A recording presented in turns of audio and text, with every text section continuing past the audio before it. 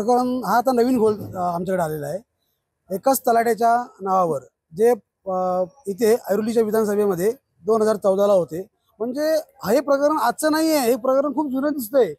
त्या जे कोण तलाठी आहेत ते 2014 पूर्वी या ऐरोली विधानसभेच्या यादीवर काम करत होते आणि ही जी विधानसभेची जी ऑफिस आहे ऐरोलीला, तिथे हे प्रशासकीय अधिकारी म्हणून काम होते, निवडणूक आयोग म्हणून काम करत होते।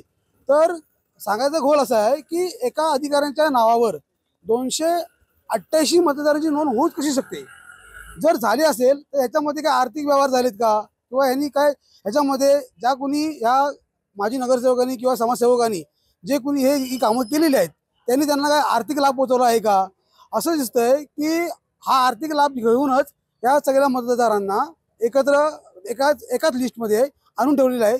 म्हणजे ही जर 288 लोक एकाच वेळेला जर मतदानाला गेली तर तो जो समोरचा जो उमेदवार आहे तो 100% जिंकणार। हे तुमच्या लक्षात कसं आलं आणि तुम्ही हे मतदार जे आहेत ते क्रॉस चेक केलेत का? हां, क्रॉस चेक, आता क्रॉस चेक आम्ही त्याचं केलेलं आहे आणि अजून चालू आहे आमचं, कारण 288 मतदार पोहोचायला थोडा आम्हाला अजून एक 2-4 दिवस लागतील।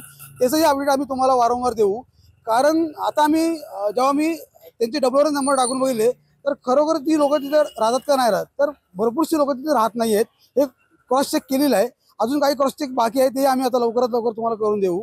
पण ह्या यादीतला घोल लवकरात लवकर संपला पाहिजे आणि जो सामान्य जो मतदार आहे, जो तरुण मतदार आहे, त्यांची नावं ऍड करणं गरजेचे आहेत। जर ही जर घोलाची नावं असतील किंवा ही जर नावं चुकीची असतील तर ती निवडणूक आयोगानं मतदार यादीतून कायमची काढून टाकली पाहिजेत। तुम्ही तक्रार केली आहे का?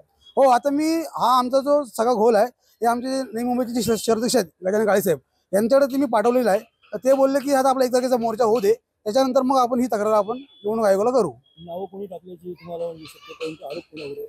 हो, म्हणजे असं थोडंसं माहिती आहे की माझी नगरसेविका होत्या इथल्या, त्यांचे जे पती आहेत समाजसेवक, त्यांच्याकडून हे काम झालेलं आहे असं आमच्या थोडंसं डिसिशन आलेलं आहे।